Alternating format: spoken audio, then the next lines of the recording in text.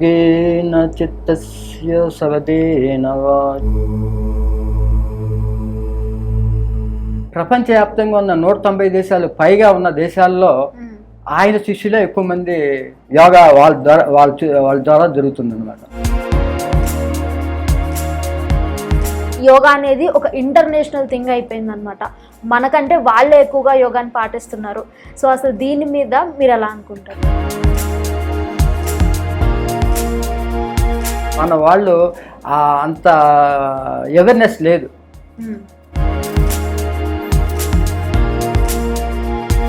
మనుషులు అందరూ యోగాని ఎందుకు వదిలేశారు? మనకు వెనకబాటుతనం అంటే మన దేశం అప్పుడు ఇప్పుడు మనకి చాలా రకాల హెల్త్ ప్రాబ్లమ్స్ వస్తూ ఉంటున్నాయి. దానికి మెయిన్ రీజను ఫుడ్ హ్యాబిట్స్ అంటున్నారు. నిజంగా ఫుడ్ హ్యాబిట్స్ మన శరీరం మీద అంత ప్రభావం చూపిస్తాయా? అవును, మనం తినే ఆహారంలో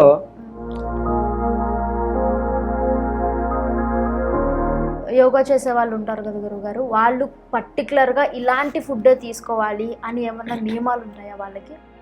ఇప్పుడు ప్రాణశక్తి ఉన్న ఆహారం తీసుకుంటే మనకి ఆరోగ్యంగా మంచిది. ఆ ప్రాణశక్తి మనలో ఆర్థరైటిస్తో బాధపడే వాళ్ళకి మన యోగాలో ఏమైనా పరిష్కారం ఉందా గురుగారు? యోగాలో ఆసనాలు వస్తుంది అందులో మెయిన్గా. రీసెంట్గా యోగా గురువు గారు తను 120 ఇయర్స్కి పద్మశ్రీ అవార్డు తీసుకున్నారు. అది చూసినప్పుడు మీకు ఎలా అనిపించింది? మరి 126 సంవత్సరాలు ఏ డిసీజ్ లేకుండా ఆయన ఉన్నారంటే యోగా యొక్క గొప్పతనం అది. Hello, welcome to Aadhan. నేను మీ చైత్య. ఈరోజు మనతో పాటు యోగాలో 30 ఏళ్ల అనుభవం గల ప్రముఖ యోగా గురువు మాధవరావు గారు మనతో ఉన్నారు. సో ఆయనతో మనం మాట్లాడదాం, యోగా గురించి పూర్తి వివరాలు కూడా తెలుసుకుందాం. నమస్కారం అండి. సో ముందుగా మీకు యోగా డే శుభాకాంక్షలు. Thank you. సో ముందుగా మనం యోగా యొక్క ప్రాముఖ్యత తెలుసుకుందామండి. దాని గురించి మాకు చెప్తారా? తప్పనిసరిగా. ఈ యోగాని మనకి ప్రపంచానికి అందించిన పతంజలి మహర్షిని మనం ఒకసారి ఆయన స్మరించుకోవడం చాలా చాలా చాలా ఉత్తమమైంది. యోగేన చిత్తస్య సవదేన వాచాం అలం శరీరస్య విచ్చవేద్యకీన యోపాకరోతం ప్రవరం మునీనాం పతంజలిం ప్రాంజలిం రాణతోస్మి ఆబాహు పురుషాకారం శంఖచక్రధారిణం సహస్రశిరసంసేతం ప్రణమామి పతాంజలిం ప్రణమామి పతాంజలిం ప్రణమామి పతాంజలిం. ఇప్పుడు మనకి అంతర్జాతీయంగా యోగా దినోత్సవం జరగబోతుంది. 9వ అంతర్జాతీయ దినోత్సవం. నరేంద్ర మోడీ గారు 2014లో ఐక్యరాజ్య సమితిలో ఈ ప్రతిపాదన చేశారు. యోగా డే యొక్క ప్రాముఖ్యతను తెలిపి దాన్ని గుర్తించవలసిందిగా చెప్పారు. తర్వాత 2015లో మాత్రమే మనకి యోగా డే గుర్తించినట్టుగా ఐక్యరాజ్య సమితి ప్రకటన జరిగింది. అయితే ఈ ప్రకటించడానికి సంవత్సరం కాలం వాళ్ళు ఎందుకు తీసుకున్నారో జనాలకి ఎవరికి కూడా బహుశా తెలియకపోయి ఉండొచ్చు. నాకు తెలిసిన ఒక విషయం చెప్పాలని చెప్పి అనుకుంటున్నాను. ఎప్పుడైతే మనం యోగా డేని ప్రతిపాదించారో ఐక్యరాజ్య సమితిలో, అక్కడ ఉన్న మత పెద్దలు ఏం చేశారంటే కోర్టులో ఒక కేసు వేశారు. అప్పుడు వాళ్ళ వాదన ఏంటంటే హిందూ ప్రచార నిమిత్తమే ఈ యోగా డే అని పెట్టేసి వాళ్ళ మత ప్రచారం చేసుకోవడానికి ఇది ప్రతిపాదించారు, కాబట్టి దీన్ని మనం అమలు చేయకుండా దీన్ని వ్యతిరేకించండి అని చెప్పేసి అక్కడ మత పెద్దలు కోర్టులో వాదించడం జరిగింది. అయితే యోగా అనేది ఒక అద్భుతమైన ఒక పవర్ఫుల్ ఉన్నటువంటి యోగా అంటే ఒక సూర్యుడి శక్తిని మనం ఒక అరచేతులు పట్టుకుని ఆపే చేద్దామని వాళ్ళ ఉద్దేశం. అది అంటే యోగాకు ప్రాముఖ్యతని బయటికి రాకుండా దాన్ని ఆపాలనే ఉద్దేశంతో మత పెద్దలు ఆ కేసు వేయటం వల్ల ఆ సంవత్సరం కూడా జరిగింది. ఇది ఆ తర్వాత ఎప్పుడైతే ఆ పరిశోధన చేసే ఒక లాయర్ దీన్ని తీర్పు ఇవ్వాలి కాబట్టి ఆయన పరిశోధన చేసి ఈ యోగా యొక్క ఫలితాలు కూడా ఆయన గుర్తించి తీర్పు ఇవ్వడం జరిగింది. మనకు అనుకూలంగా తీర్పు ఇచ్చారు. దానికి ఎంతోమంది కష్టపడ్డారు. మొట్టమొదట మనకి స్వామి వివేకానంద ఆయన అక్కడ ప్రసంగించడానికి వచ్చిన తర్వాత కూడా ఈ యోగాని బాగా డెవలప్ చేశారు. డెవలప్ చేయటం కాకుండా ఆయన అమలు చేశారు దాన్ని. కొంతమందిని సన్యాసం తీసుకొని వాళ్ళకి యోగా బోధించి వాళ్ళు అక్కడ యోగా నేర్పేలాగా చాలా దేశాలు, పశ్చిమ దేశాలు చాలా దేశాలకి ఆయన ట్రైనింగ్ ఇవ్వడం జరిగింది. దాని తరిమిల బీకే అయ్యంగారు అప్పటికి కొన్ని రకాల ఆసనాలే ఉండేవి, ఎక్కువ ఆసనాలు ఉండేవి కావు. ఈ బీకే అయ్యంగారు ఆయన ఈ ఆసనాల్ని బాగా తరిపి ఇచ్చి చాలామందికి దానిలో కొత్త కొత్త రకాల ఆసనాలు ఆయన కనిపెట్టి తర్వాత అందరూ కూడా ఈజీగా చేయగలిగటానికి వీలుగా కొన్ని ప్రోప్స్ అంటే కొన్ని పరికరాలు తయారు చేశారు.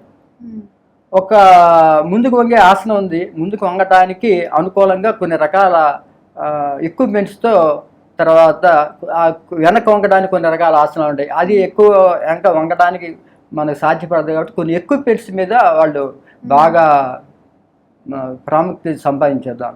తర్వాత కొన్ని రకాల రోప్స్ కూడా ఆయన తయారు చేశారు. ఆయన కనిపెట్టాడు దాన్ని.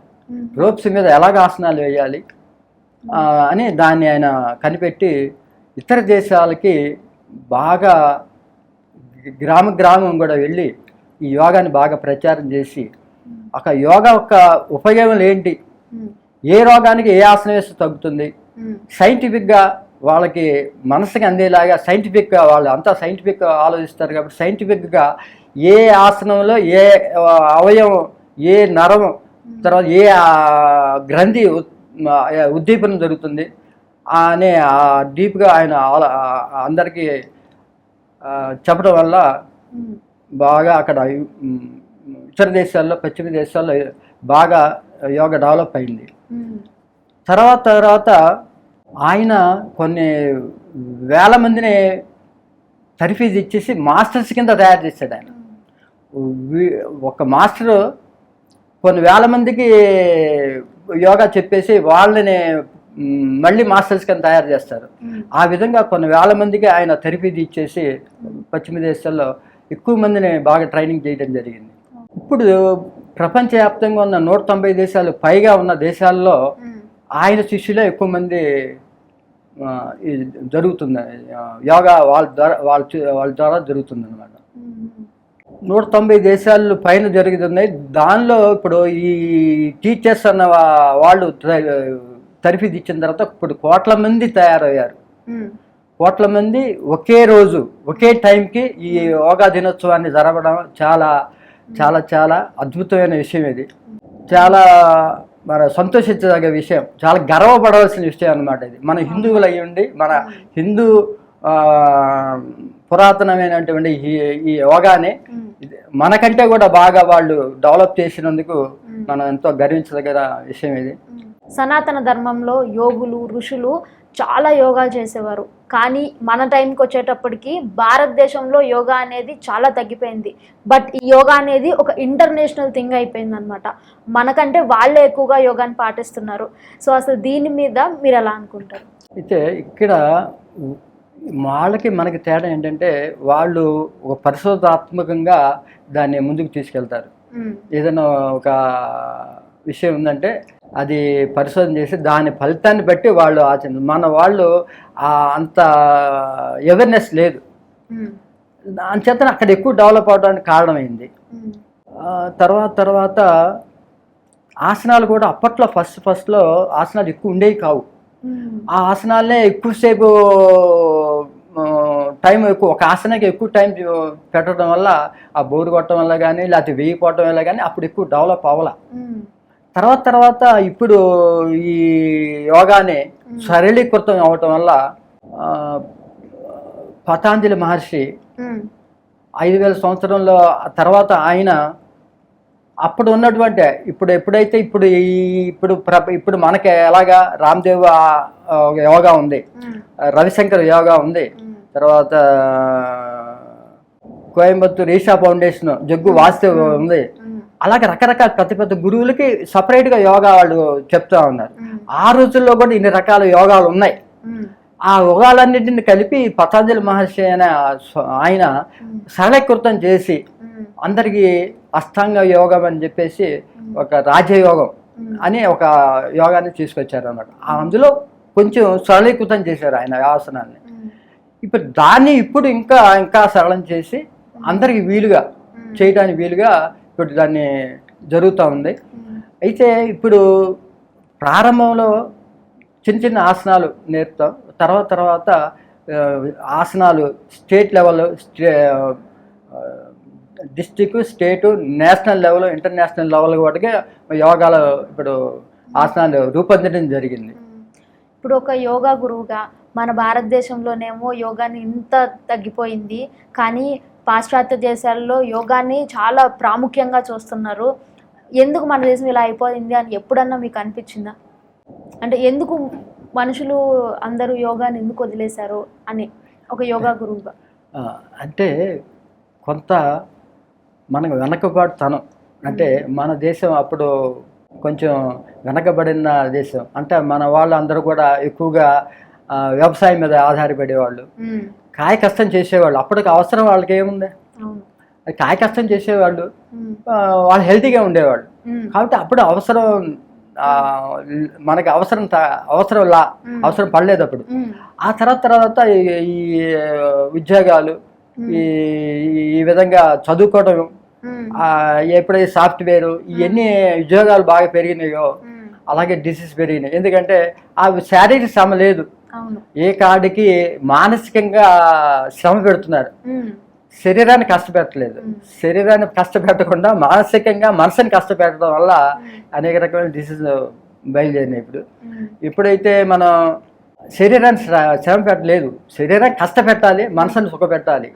అలా ఇప్పుడేమో శరీరాన్ని సుఖపెట్టేస్తున్నాం, ఏసీలు ఫ్యాన్ కింద సుఖపెట్టేస్తున్నాం, శరీరాన్ని సుఖపెట్టి మనసుని ఏమన్నా కష్టపెట్టేస్తున్నాం, మనసుని ఏమో సుఖపెట్టాలి.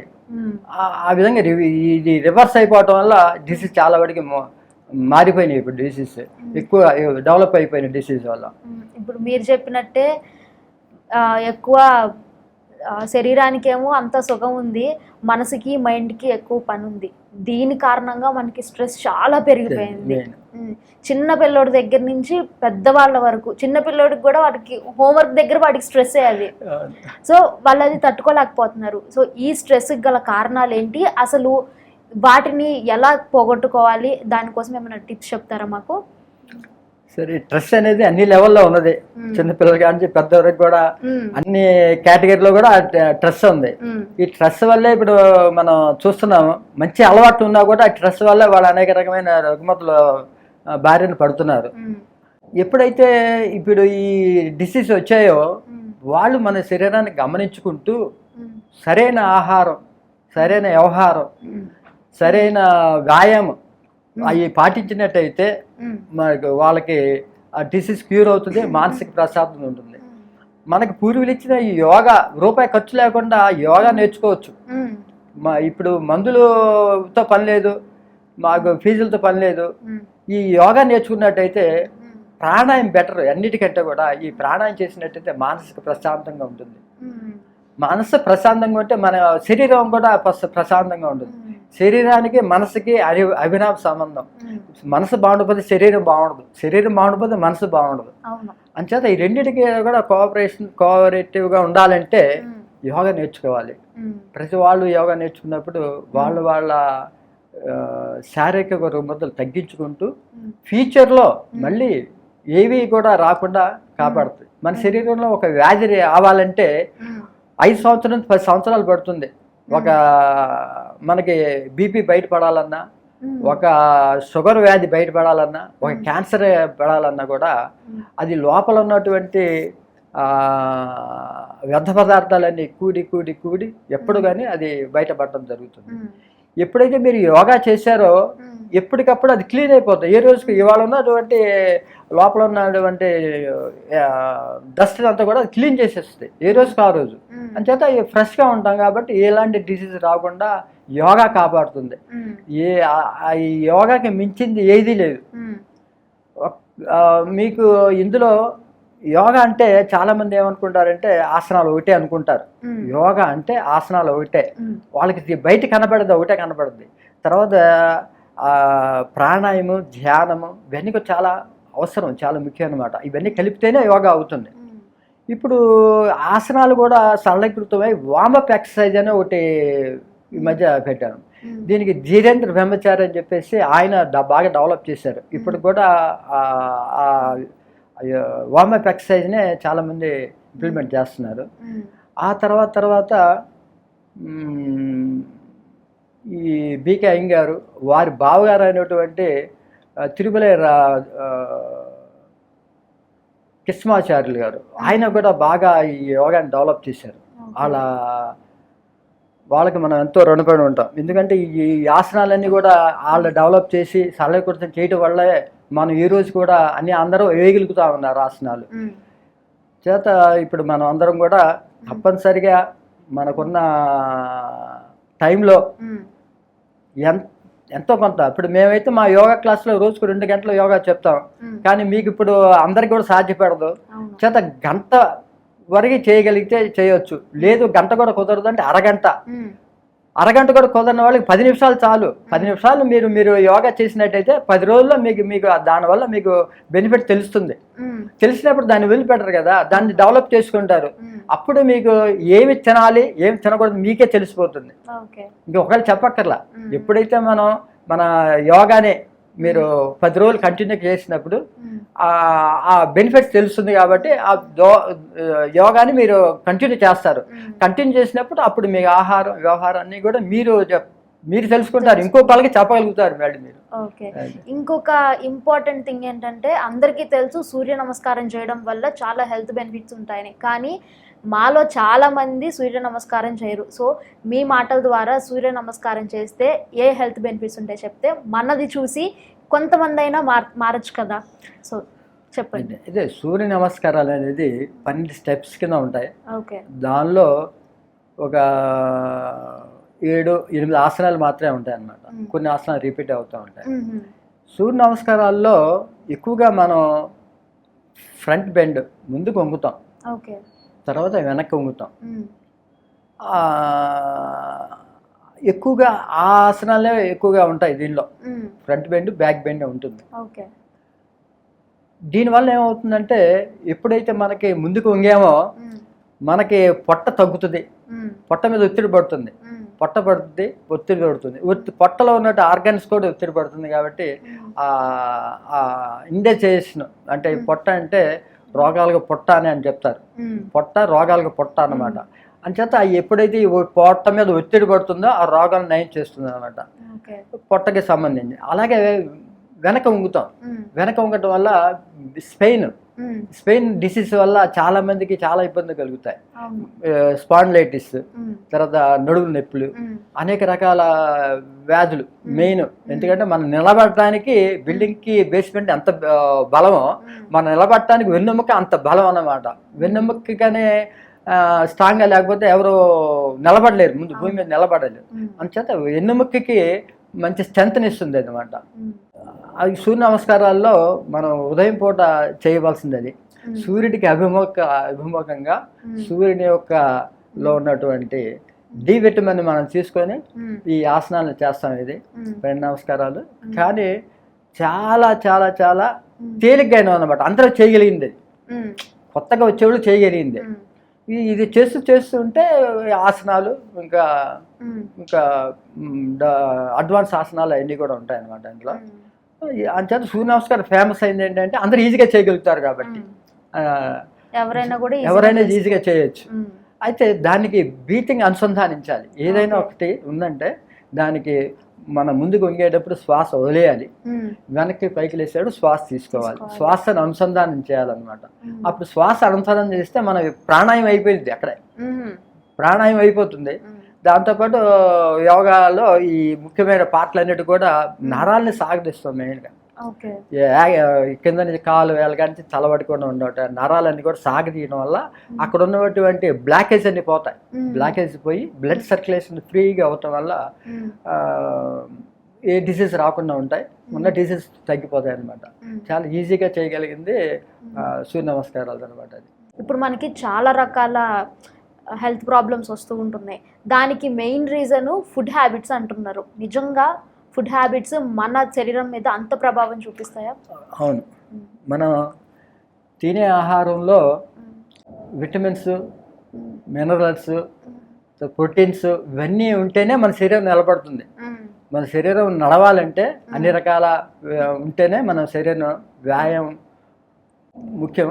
తర్వాత విటమిన్స్ అనుకున్నప్పుడు అన్ని రకాలు ఉన్నప్పుడే మనం మన దైనందిన కార్యక్రమం చేయడానికి ఉపయోగపడుతుంది. అయితే మనం తినే ఆహారం ఇప్పుడు ఈ స్పీడ్ యుగంలో రెడీమేడ్ అయిపోయింది వ్యవహారం అంతా కూడా. ఇప్పుడు టైం లేక రెడీమేడ్ అయిపోయింది. అంటే ఇప్పుడు రెడీ టు ఈట్ అన్నీ వచ్చేసినాయి. రెడీ టు ఈట్ అంటే వాడు ఎలా చేస్తాడు, అది అన్నీ అందులో సమకూరుస్తాడు. అది నిల ఉండటానికి దానిలో ప్రిజర్వేటివ్స్ కలుపుతాడు. ఎప్పుడైతే ప్రిజర్వేటివ్స్ కలిపారో అవి మన శరీరానికి హాని చేస్తుంది. హాని చేసినప్పుడు దాన్ని కంటిన్యూ చేస్తే డిసీజ్ పెరిగి పెరిగి పెరిగి పెరిగి పెద్దది అయిపోతుంది. ఎప్పుడైతే న్యాచురల్గా ఉన్న ఆహారం మనకి ఒకప్పుడు మన ఇళ్లలోనే ఆకుకూరలు పెంచుకొని కాయగూరలు వేసుకొని మనం అవి తిని ఆ చెత్త ఆరోగ్యంగా ఉన్నాం. ఇప్పుడు కూడా పల్లెటూరులో చూడండి చాలా ఆరోగ్యంగా ఉంటారు. ఎందుకంటే వాళ్ళు కాయ కష్టం చేస్తారు, న్యాచురల్గా పండిన ఎక్కువ తింటారు కాబట్టి వాళ్ళు బాగా ఆరోగ్యంగా ఉంటారు. ఓకే, మరి ఎలాంటి ఆహారం మనం తీసుకుంటే మంచిది ఈ కాలంలో? ముఖ్యంగా యంగ్ జనరేషన్కి ఈ టైంలో వాళ్ళకి వండుకోవడానికి ఆ టైం ఉండదు. మరి అలాంటి వాళ్ళకి ఏ టైప్ ఆహారం తీసుకుంటే మంచిది? అంటే జీవశక్తి, ప్రాణశక్తి. ఇప్పుడు ఏదైనా తీసుకోండి, పళ్ళు తీసుకోండి, కాయగూరలు తీసుకోండి, దేనిలో కూడా ప్రాణశక్తి ఉంటుంది. దాన్ని మనం డైరెక్ట్గా తీసుకెళ్తే ప్రాణశక్తి డైరెక్ట్గా మనకి వస్తుంది. అంటే పళ్ళు అయితే మనం డైరెక్ట్ తీసుకోగలుగుతాం, కాయగూరలు కొన్ని వాటికి తీసుకోగలుగుతాం. క్యారెట్, బీట్రూట్ లాంటివి తురివేసి దాన్ని అనుపానంగా కొబ్బరి అన్నీ వేసుకొని మనం యోగా క్లాస్లో చేస్తాం. అవన్నీ కూడా రా ఫుడ్తో 10 రకాలు 20 రకాలు తయారు చేసి వండకుండా తయారు చేసి పెడతాం. తయారు చేస్తాం. అవి తినడానికి ఆరోగ్యంగా, తినడానికి టేస్ట్గా ఉంటాయి, మళ్ళీ టేస్ట్గా ఉంటాయి, ఆరోగ్యంగా మంచిది అనమాట. ప్రాణశక్తి బాగుంటుంది కాబట్టి హెల్తీగా ఉంటాం. అయితే ఇప్పుడు మీరు చెప్పిన క్వశ్చన్లో మీకు ఏ విధంగా ఫుడ్స్ తీసుకోవాలని, అయితే ఇప్పుడు బయట ఫుడ్ అవాయిడ్ చేయగలిగితే మంచిది. బయట ఫుడ్ ఇప్పుడు వాడు ఎందుకు వ్యాపారం చేస్తున్నాడంటే వాళ్ళ లాభానికే చేస్తాడు. మన ఇంట్లో మనం అలా చేయం కదా. మన వాళ్ళు ఉండే మీలాంటి స్త్రీలు వండేవాళ్ళు ఏం చేస్తారు, మన పిల్లలు, మన పెద్దవాళ్ళు అందరూ ఇది తిని ఆరోగ్యంగా వాడాలని సంతోషంగా దాని శక్తిని, మీ యొక్క శక్తిని అంతా అందులో పెట్టి తయారు చేస్తారు. వీడు అలా చేయడు కదా. వాడికి వ్యాపారం ఇవాళ నేను బాగా అమ్మాలి, టేస్ట్గా ఉండాలి, వాడు ఏమైనా వేసేస్తారు టేస్ట్ కోసం. ఇప్పుడు రకరకాల కెమికల్స్ వచ్చాయి. మీరు అందులో మసాలా వేయక్కర్లా, 2 డ్రాప్స్ వేస్తే మసాలా వేసినంత ఘాటుగా ఉంటుంది. మరి కెమికల్, అది కెమికల్. అది మరి కెమికల్ వాడికి కావాల్సింది ఏంటంటే స్మెల్ కావాలి, బాగా మసాలా బిర్యానీ స్మెల్ కావాలి. ఆ బిర్యానీ కెమికల్ దొరుకుతుంది వాడికి ఈజీగా. బిర్యానీ ఆడు మసాలాలు దంచి వేసి ఇవన్నీ వేయాలంటే డబ్బులు ఎక్కువ అవుతాయి, శ్రమ ఎక్కువ అవుతుంది. వాళ్ళు ఈజీ మెథడ్లో కెమికల్ వచ్చేసింది, అది వేసే వస్తుంది. కానీ అది తింటే ఏమవుతుంది, మనకి డైరెక్ట్ క్యాన్సర్. అది అలాగా ఇప్పుడు ఎంజాయ్ అంటే దానికి ఏంటంటే మనం అవాయిడ్ చేయగలిగినంతసేపు మనం చేయగలిగినంత వరకు అవాయిడ్ చేయాలి. లేని పక్షంలో కనీసం అట్లీస్ట్ కొన్ని పళ్ళు, కొన్ని మొలకలు ఇవన్నీ మనం చేసుకోగలిగినవి కూడలు పెట్టుకోవాలి. అక్కడ పచ్చి కొబ్బరి చాలా ఎనర్జీ, చాలా హెల్త్కి మంచిది. మంచి ఫ్యాట్ ఉంటుంది అందులో, గుడ్ ఫ్యాట్ ఉంటుంది. తర్వాత డ్రై ఫ్రూట్స్ అన్నీ చాలా దొరుకుతున్నాయి, రేట్లు వీలుగా ఉంటున్నాయి. అవి తెచ్చి దగ్గర పెట్టుకోవడమే. అవి సాధ్యమైనందుకు అవి తింటాం. అది కూడా మనకి అవకాశం లేనప్పుడు తినడానికి అప్పుడు మన ఈ రోటీ మంచిది, రోటీ చపాతి. దానిలో కర్రీస్ ఎక్కువ తినాలి. మనం జనరల్గా మనం ఏం చేస్తామంటే అన్నంలో కూర కలుపుతాం, కానీ రైస్లో ఏమవుతుంది దానిలో అంతా పిండి పదార్థాలు ఎక్కువ ఉంటాయి. అంచేత అదేమిటంటే షుగర్ రావడానికి ఆస్కారం ఉంటుంది. అంచేత కూరలో ఉన్నటువంటి కూరని మనం రైస్లో కలుపుకొని తింటాం. అలా కాకుండా రైస్ని కూరలో కలుపుకొని కూర ఎక్కువ తినాలి, తింటే మనకి బెనిఫిట్స్ ఎక్కువ ఉంటాయి. తర్వాత ఉద్యోగస్తులకి ఏం చెప్పేది ఏంటంటే ఇప్పుడు ఇలా ఇంట్లో కనీస కర్రీ, చపాతి సింపుల్ అయిపోయింది, ఆడ కూర్చొని తినేయచ్చు. లేదా పళ్ళు, జామకాయలు దొరుకుతాయి, అరటిపళ్ళు దొరుకుతాయి, ఇంకా మిగిలిన కమలాలు యాపిల్ ఏమి దొరుకుతాయి. వాటితో ఎక్కువ తినడానికి ప్రయత్నం చేయాలి. ఆ హెల్త్కి మంచిది, మనకి ఆహారం ఆకలి తీరుద్ది. అది కొంచెం మనం ఈ స్పీడ్ యుగంలో గమనించుకోవాలి. ఇప్పుడు ఏదో దొరికింది తినేస్తున్నాం, ఆకలికి మనం ఉండలేం కాబట్టి ఆత్మారావుని సంతృప్తి పరచడానికి ఏదో తినేస్తాం. తినేసిన తర్వాత బాధపడాలి. ఇప్పుడు మనకు వచ్చే దానికి 10 రెట్లు 100 రెట్లు ఖర్చు పెట్టాల్సి వస్తుంది. అందుకని ముందు నుంచి మనం అవేర్నెస్గా ఉంటే ఈ డిసీజ్ రావు. మీ క్లాసుల్లో ఇప్పుడు మీరు అన్నట్టే కొన్ని రకాల రెసిపీస్ చేస్తాము, క్యారెట్లతో బీట్రూట్తో. అలాంటి ఒక రెసిపీ మా అందరికీ ఉపయోగపడేలాగా చెప్తారేమో. సింపుల్, ఏమి లేదు. బీట్రూట్ తురివేయటం, కొబ్బరి లైట్ తురివేయటం, పచ్చి కొబ్బరి, పచ్చిది బీట్రూట్ చెప్పి శుభ్రం చేసి తురివేసి కొద్దిగా బెల్లం వేసేయటం, స్వీట్ అయిపోయింది. చాలా టేస్ట్గా ఉంటుంది. ఈ కొబ్బరి పట్టడం వల్ల మంచి ఫ్యాటు, ఈ బీట్రూట్లో ఆ బ్లడ్ పడుతుంది బాగా. బీట్రూట్ దానిలో ఇప్పుడు బెల్లం, తేనె వేసుకోవచ్చు, తేనె వేయగలిగితే మంచిదే. తేనె కూడా అందుబాటులో లేకపోతే కొంచెం బెల్లం మొక్క వేసుకోవచ్చు. వేస్తే బెల్లం వచ్చేసి ఐరన్, మనకి బ్లడ్కి ఐరన్ కావాలి కాబట్టి అది ఇవన్నీ కలిపి మనం తినగలిగి అందుకు ఎక్కువ తినొచ్చు. దీనివల్ల సైడ్ ఎఫెక్ట్ ఏం లేదు, ఎక్కువ కడుపట్ట పెట్టినందుకు తినేయచ్చు.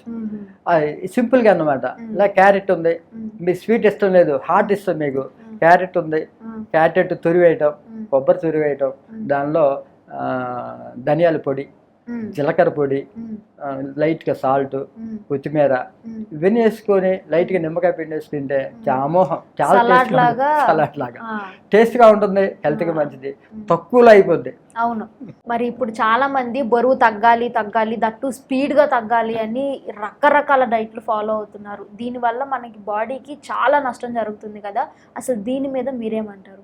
సరే, ఇప్పుడు ఏమవుతుందంటే ఈ స్పీడ్ యుగంలో వాళ్ళ ఉద్యోగాలు అయితేనేమి, ఈ వ్యాపారాలు అయితేనేమి, ఈ ఎడ్యుకేషన్ అయితేనేమి, వాళ్ళు చేసుకుంటూ షార్ట్ పీరియడ్లో తగ్గాలని చెప్పేసి ఇవన్నీ చూసుకుంటున్నారు. వాటికి డబ్బు చాలా ఖర్చు అవుతుంది, ఎక్కువ అవుతుంది. అయినా సరే దానికే వాళ్ళు మొగ్గు చూపుతున్నారు. దానివల్ల ఏమవుతుందంటే ఫ్యూచర్లో చాలా ఇబ్బందులు పడతారు వాళ్ళు. ఎందుకంటే ఇప్పుడు తెలియదు అది. ఇప్పుడు ఏదైనా ఇప్పుడు చూడండి, ఇందాక నేను మీకు చెప్పాను, ఒక డిసీజ్ మన శరీరం నుంచి బయటకు రావాలంటే 5 సంవత్సరాలు 10 సంవత్సరాలు పడుతుంది. ఇప్పుడు కూడా అది వాళ్ళకు కూడా అదే వర్తిస్తుంది అన్నమాట. ఇప్పుడు ఏమవుతుంది, మన శరీరం వెయిట్లో 80% వరకే వాటర్ ఉంటుంది మన శరీరంలో. ఈ బోన్స్ కండరాలు కలిపి 20% ఉంటుంది. ఎప్పుడైతే వాళ్ళు దానికి సంబంధించిన డ్రింక్స్ ఉంటాయి, పాల్లాగా ఏవో డ్రింక్స్ ఇస్తున్నారు, దాని పేరు ఏమి తెలియదు, ప్రోటీన్ డ్రింక్స్ అంటున్నారు, అవి ఇస్తారు. అవి తాగినప్పుడు ఏమవుతుందంటే ఆ అద్దులో ఉన్నటువంటి మెడిసిన్ ప్రభావం వల్ల మన శరీరంలో వాటర్ తగ్గిపోతూ ఉంటుంది. ఎప్పుడైతే వాటర్ తగ్గిందో వెయిట్ తగ్గిపోతాం. మరి వాళ్ళకి తెలిసిపోతుంది, నేను వెయిట్ తగ్గా అనుకుంటున్నారు, కానీ అది న్యాచురల్ కాదు కదా, అన్యాచురల్. ఏదైనా సహజంగా తగ్గితేనే తగ్గినట్టు. అది ఒక్క యోగా వల్లే ఉంది బెనిఫిట్. సహజంగా తగ్గడానికి యోగా ఒకటే మీకు అన్ని పరిష్కారాలు. ఏ రోగానికైనా ఏ డిసీజ్కైనా యోగానే పరిష్కారం. సైడ్ ఎఫెక్ట్ లేనిది న్యాచురల్గా తగ్గుతుంది, మళ్ళీ రాకుండా ఉంటుంది. ఇప్పుడు వీళ్ళు తాగుతారు, కొన్ని సంవత్సరాలు కొంతకాలం చేస్తారు, తర్వాత మళ్ళీ ఆపేస్తారు, మళ్ళీ శరీరం మళ్ళీ వెయిట్ పెరుగుతారు.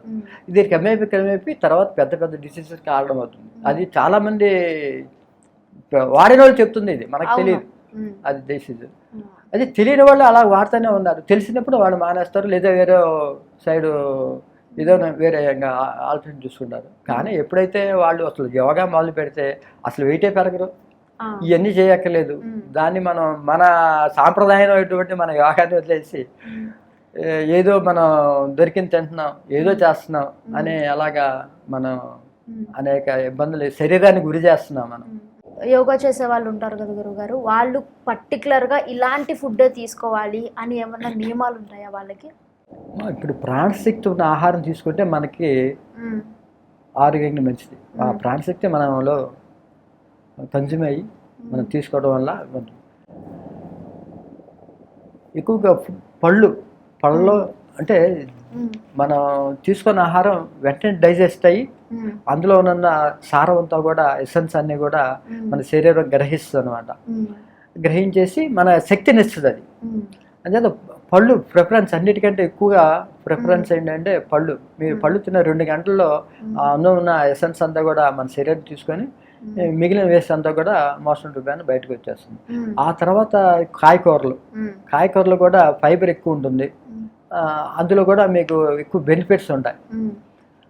తర్వాత ఇప్పుడు చాలామంది ఎనిమి గురించి అనేక రకాల అనుమానాలు ఉన్నాయి. తినొచ్చా తినకూడదా, దాన్ని తినే ఇష్టం ఉన్నట్టు దాన్ని బేక్ చేసుకొని అది తింటే లాభం అండి అని చెప్పి చాలా కనిపిస్తాయి మనకి. అయితే రీసెర్చ్గా అంటే మన పరిశోధన చేసినప్పుడు నాన్ వెజిటేరియన్ తిన్న వాళ్ళకంటే కూడా వెజిటేరియన్ తిన్న వాళ్ళకే వ్యాధులు రాకుండా ఎక్కువ కాలం జీవించినట్టుగా మనకి తెలుస్తూ ఉంది. అలాగే ఈ మధ్య మనకి కరోనా అంతకుముందు వచ్చింది. కరోనాలో కూడా ఏమి చేయని వాళ్ళు, అంటే రోగాలు వచ్చిన వాళ్ళు లేకపోతే యోగా చేయని వాళ్ళు, ఏమి చేయకుండా ఉన్నవాళ్ళు ఎక్కువ మంది చనిపోయారు. అది పరిశోధన వల్ల తెలుస్తుంది. వ్యాధి వచ్చి చనిపోతే అది వేరు, లేకుండా ఏమి చేయని వాళ్ళు అంటే అటు శారీరక శ్రమ లేకుండా సరైన ఆహారం లేకుండా అలాగా ఉన్నవాళ్ళే ఎక్కువ మంది చనిపోయారు. అంటే దాని కారణం ఏంటంటే శారీరక శ్రమ ఉండదు, మానసికంగా ఆందోళన ఉంటుంది వాళ్ళకి. సరైన ఆహారం లేక ఈ కరోనా వచ్చినప్పుడు వాళ్ళని అటాక్ చేసుకునే శరీరంలో రోగ నిరోధక శక్తి ఉండదు కాబట్టి ఆ రోగానికి అటాక్ అయిపోయి త్వరగా చనిపోతూ ఉన్నారు. జత ఎప్పుడైతే మనం రోగ నిరోధక శక్తి కావాలన్నప్పుడు సాత్విక ఆహారం తీసుకోవాలి. తామసిక ఆహారం అయినటువంటి మాంసాహారాన్ని తినకూడదు. అది ఇప్పుడు దసరా ఎగ్జాంపుల్ ఏంటంటే, ఇప్పుడు పళ్ళు తీసుకుంటే 2 గంటల మీకు మోషన్ అవుతుంది. అలా కాయకూరలు తీసుకున్నప్పుడు మీకు 2 గంటలు 3 గంటల్లో 4 గంటల లోపు అది కూడా అరిగిపోయి బయటకు వచ్చేస్తుంది. అదే మీరు నాన్ వెజిటేరియన్ తిన్నప్పుడు 24 గంటలు పడుతుంది జీర్ణం కావడానికి. అందులో ఫైబర్ ఉండదు, 0 ఫైబర్. అది అవటానికి జీర్ణం అవటానికి 24 గంటలు పడుతుంది. సపోజ్ మనం దానికి ఎగ్జాంపుల్గా ఒక చెట్టు నుండి ఒక పండుని కోసాము, చెట్టు నుండి ఎక్కువ కాలం ఉంటుంది, దాన్ని కోసేసాము. మనం కోసిన తర్వాత ఎన్ని రోజులు ఉంటుంది? 2 రోజులు 3 రోజుల కంటే ఎక్కువ ఉండదు. ఆ తర్వాత ఏమవుతుంది? పులిపోతుంది. ఆ తర్వాత ఏమవుతుంది? పురుగులు పడతాయి అందులో, అది అలాగే ఉంటే తర్వాత వాసన వచ్చేస్తుంది. అలా విధంగా మన శరీరంలో కూడా ఆ తిన్న అటువంటి ఆహారంలో ఉన్న వ్యర్థ పదార్థాలు బయటికి రాకుండా లోపల ఉండిపోతే అది దానిలో అక్కడ గ్యాస్ ఏర్పడుతుంది. ఆ తర్వాత అక్కడి నుంచి బ్యాక్టీరియా, అక్కడి నుంచి రుగ్మతలు అన్నీ కూడా ఒక్కొక్కటి వస్తాయి కూడదు అనమాట. ఎప్పుడు కూడా మనం తినేది ఆహారం త్వరగా జీర్ణం అయ్యేది, అందులో ఉన్న క్యాలరీస్ అన్ని ఎక్కువ మంచి విటమిన్స్ ఉన్నాయి, అయినా మనం ఎక్కువ తీసుకోవాలి. దానికి ముందుగా మనం డ్రై ఫ్రూట్స్ కానీ ఫ్రూట్స్, తర్వాత కాయగూరలు, సాత్విక ఆహారంలో మనం అవి మెయిన్గా ప్రిఫరెన్స్ చేసుకోవాలి. మరి ఆర్థరైటిస్తో బాధపడే వాళ్ళకి మన యోగాలో ఏమైనా పరిష్కారం ఉందా గురుగారు? యోగాలో ఆసనాలు వస్తుంది అందులో మెయిన్గా. ఓకే, ఆసనాలు. దీనివల్ల ఏం చెప్తున్నారంటే ఎక్కువగా సాల్ట్ వాడటం వల్ల ఈ ఆర్థరైటిస్ వస్తున్నాయి అన్నారు. సాల్ట్ లేకుండా ఉంటే మంచిది. అలాగే పంచదార వాడకూడదు. మాకు యోగాలో ఏం చెప్తారంటే 5 పాయిజన్స్ అంటారు, ఇంకా ఎక్కువ రకాలు ఉన్నాయి పాయిజన్స్. అంటే తెల్లటి బియ్యం, తెల్లటి మైదా, తెల్లటి బొంబాయి రవ్వ, తెల్లటి